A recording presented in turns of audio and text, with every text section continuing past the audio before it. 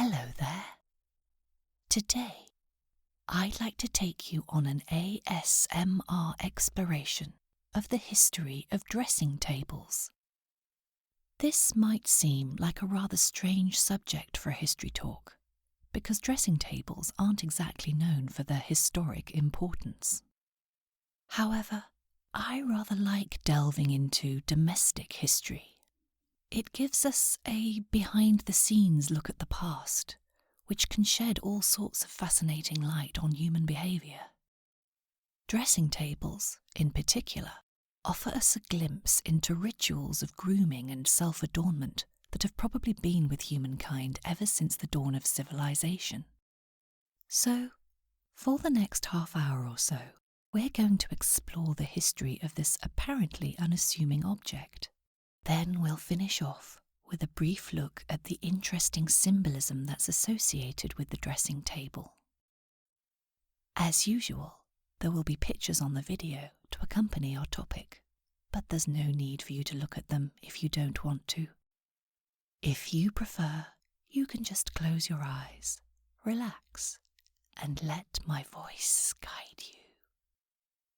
So, welcome to the history of the dressing table. In its most basic form, the dressing table is a space that is set aside for grooming, and rituals of grooming have been with us for millennia. Archaeologists have discovered cosmetics boxes in ancient Egyptian, Mesopotamian, and Greek excavations, and in some cases, these boxes are more than 3,000 years old.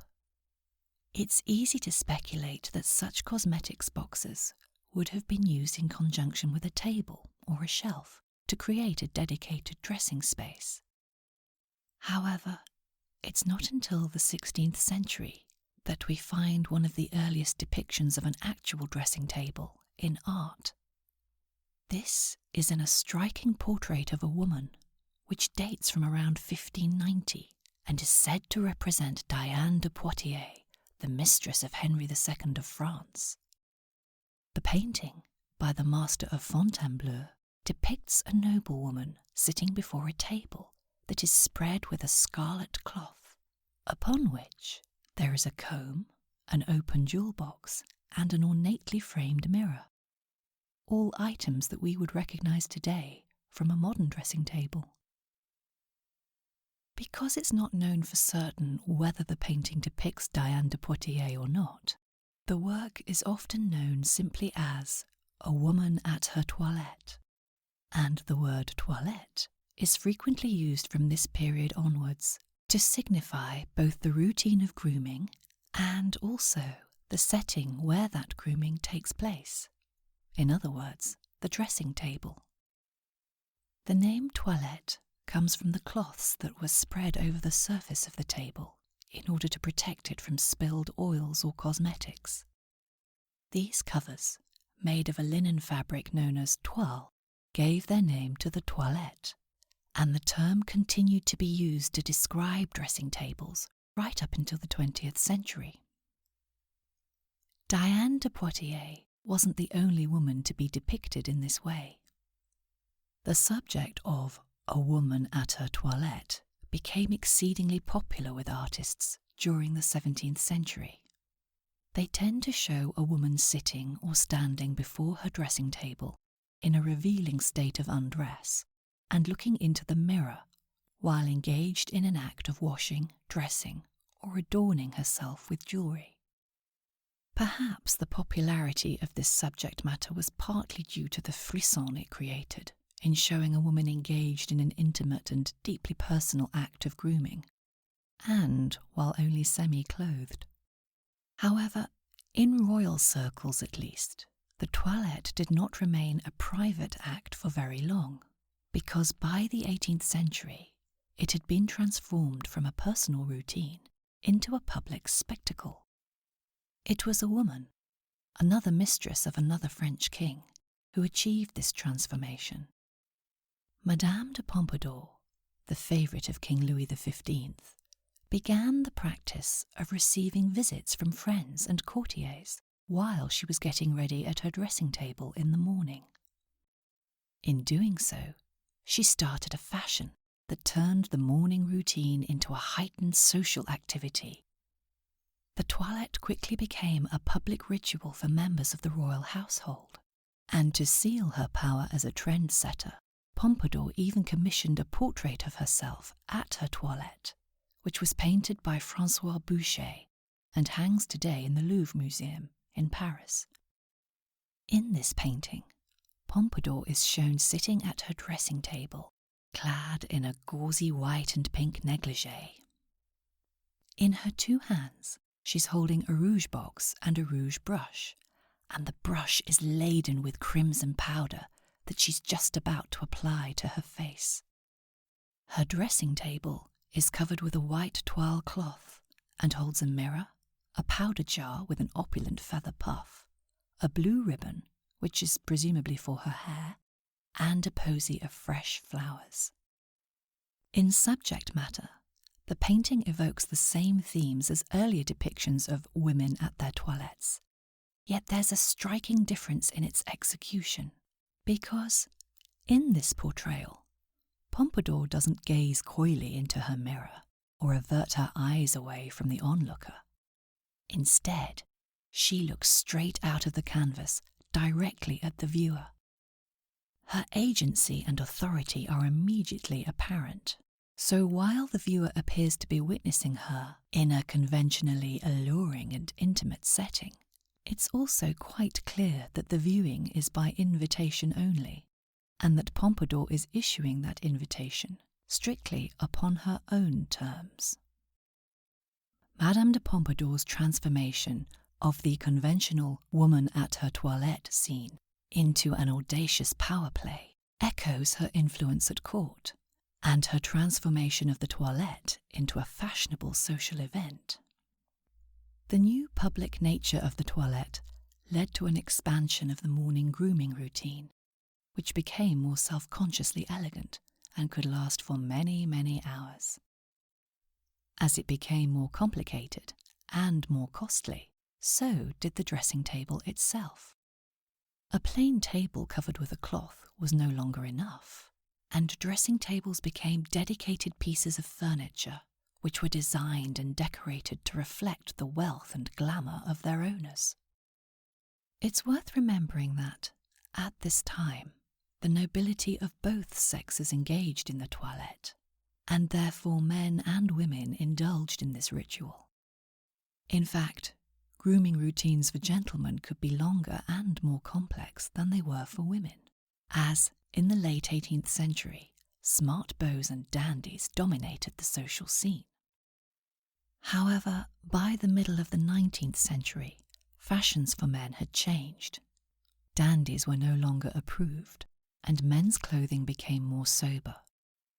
With this, their dressing habits became plainer, which meant that as the years progressed, the dressing table became more and more the exclusive preserve of women. One of the most extravagant dressing tables ever created was not only commissioned by a woman, but was made by a woman too.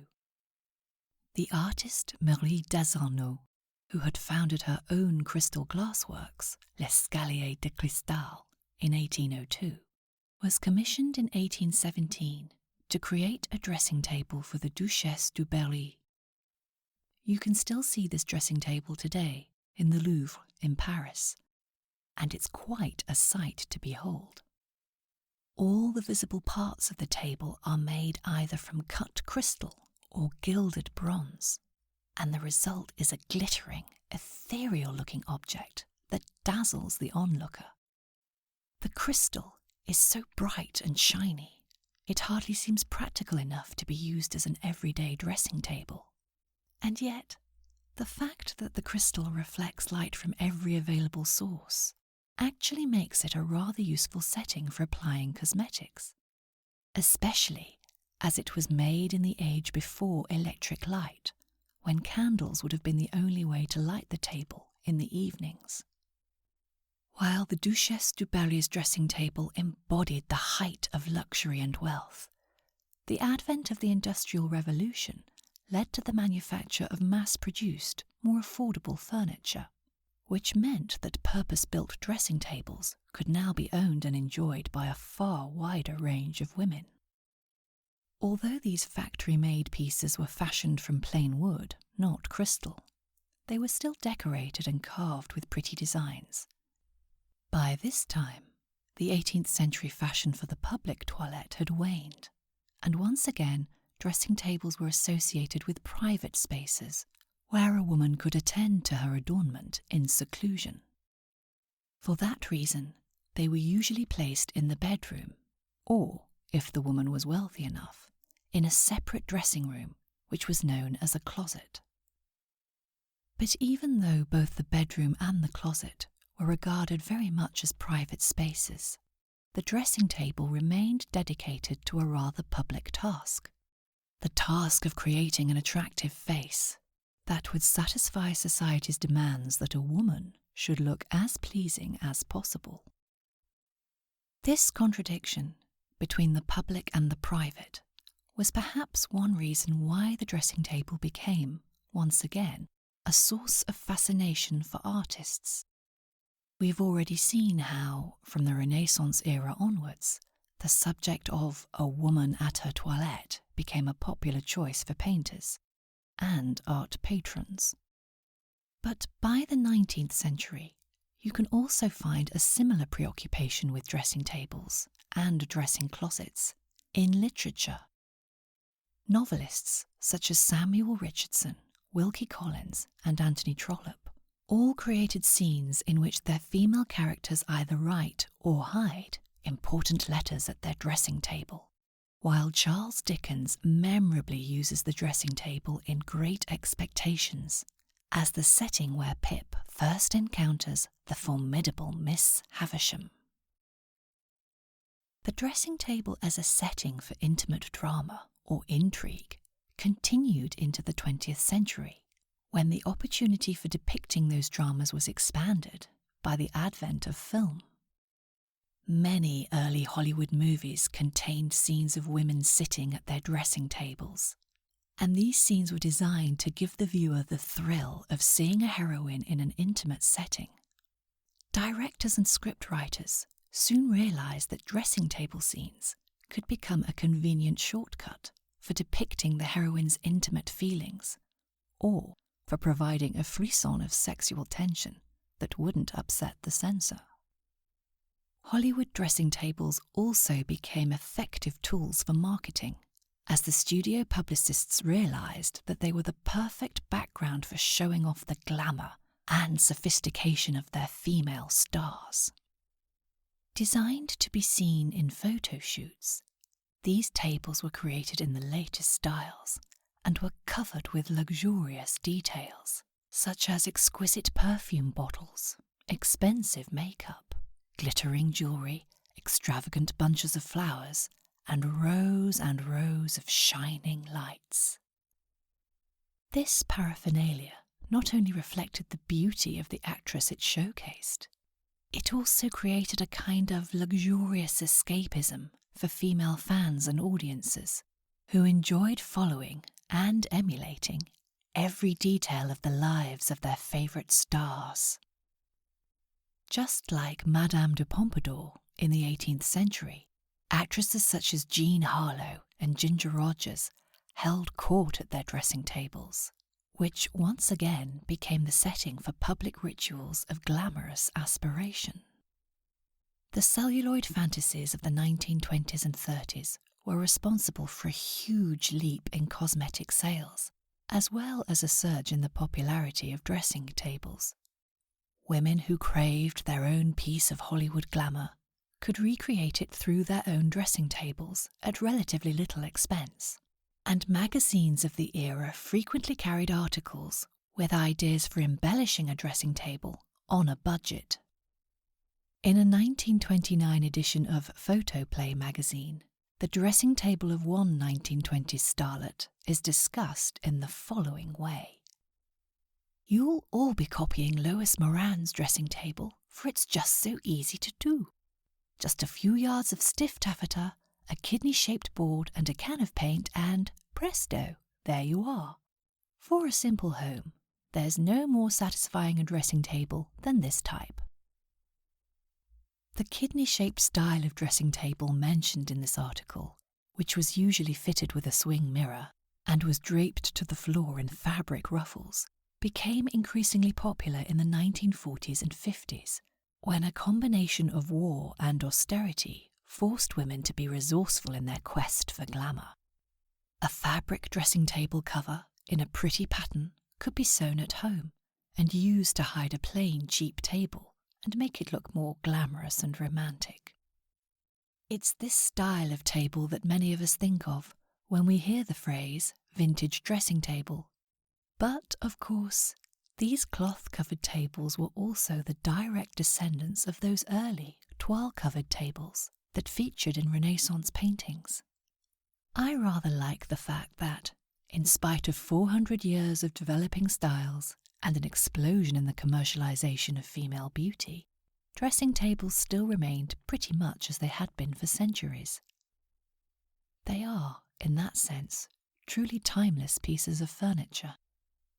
However, by the 1960s and the 1970s, dressing tables were beginning to fall out of fashion as they became associated with an older generation.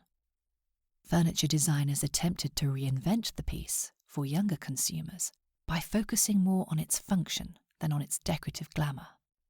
But gradually dressing tables fell more and more out of fashion, and the bathroom cabinet and the vanity basin took over as the preferred option for getting ready in the morning. Today, the bathroom mirror is still the place where a lot of people choose to complete their toilette. However, with the increasing popularity of vintage style and old-school glamour, dressing tables have begun to re-emerge and are enjoying something of a revival. These days, many interior design schemes for bedrooms now feature a dressing table that acts as a decorative centerpiece to the room and looks as though it might have been lifted straight out of a bygone era. My own interest in dressing tables began while I was at university. I found myself studying an 18th century poem called The Rape of the Lock by Alexander Pope. This mock epic tells the story of a girl called Belinda who has a lock of her hair stolen by one of her suitors. Near the beginning of the poem, there's a scene describing Belinda's dressing table. And now, unveiled, the toilette stands displayed, each silver vase in mystic order laid. First, robed in white, the nymph intent adores, with head uncovered, the cosmetic powers. A Henley image in the glass appears, to that she bends, to that her eyes she rears. The inferior priestess at her altar's side, trembling, begins the sacred rites of pride. Unnumbered treasures ope at once, and here the various offerings of the world appear. From each she nicely culls with curious toil, and decks the goddess with the glittering spoil. This casket India's glowing gems unlocks, and all Arabia breathes from yonder box.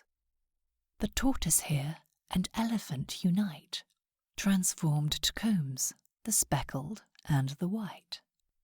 Here files of pins extend their shining rows, puffs, powders, patches, Bibles, billets doux. Now awful beauty puts on all its arms. The fair each moment rises in her charms, repairs her smiles, awakens every grace, and calls forth all the wonders of her face.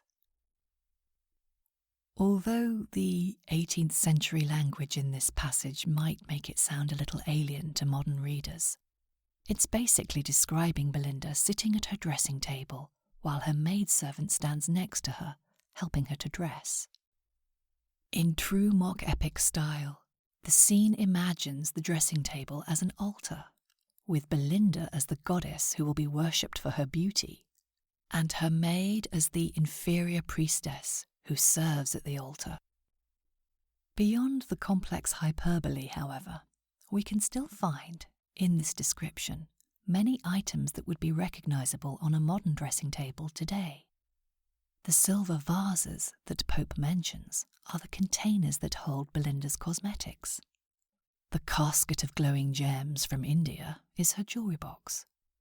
The box that breathes Arabia is full of perfumes, and the tortoise and the elephant represent the combs of tortoiseshell and ivory that Belinda will use to dress her hair. Pope elevates his descriptions of these everyday items on purpose in order to satirise both them and Belinda. He's using Belinda's lengthy toilette as an excuse to ridicule what he sees as the vanity and artifice of women. He wasn't the first or the last to do so.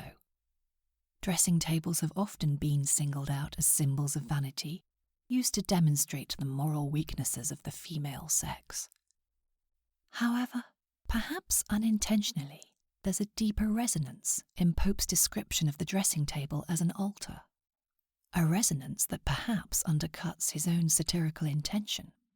Because above all, a dressing table is indeed a place of transformation. And transformation, the ability to shapeshift and take on different forms, is associated throughout many cultures with mythic powers and magic. Of course, at a prosaic level, a dressing table is simply the place where we go to get ready in the morning, and it can be associated with vanity and artifice. But beyond the surface values of fitting in or looking pretty, I think there's another factor at work that comes from a more creative place inside us, a place of self-expression and self-determination. At its heart, the age-old human desire for adornment stems from an impulse to play, experiment, and create art, using ourselves as a canvas. And we change or adapt the way we look in order to express who we are and how we're feeling. So, just like a mythical god or goddess, any person has the power to transform at least aspects of their appearance when they get ready to go out in the morning. And a dressing table is the perfect setting for this transformation. Seen in this light, dressing tables are not so much altars to vanity, but rather instruments of discovery, creativity, and self-expression. Throughout different ages, cultures, and countries, humans have continued to enjoy, create, experiment, and express themselves through their rituals of grooming and self-adornment. In the still of the early morning, or in the tranquility of the evening twilight, the dressing table is a place to effect a transformation. And, ultimately, each of us has the power to decide what type of transformation we will create, and what face we will carry with us into the world. This is why I find dressing tables so fascinating. I hope you found this talk fascinating too, and have enjoyed our exploration into the history of dressing tables. I hope too that you can join me again soon for another ASMR adventure. Until then, thank you for your company. Goodbye.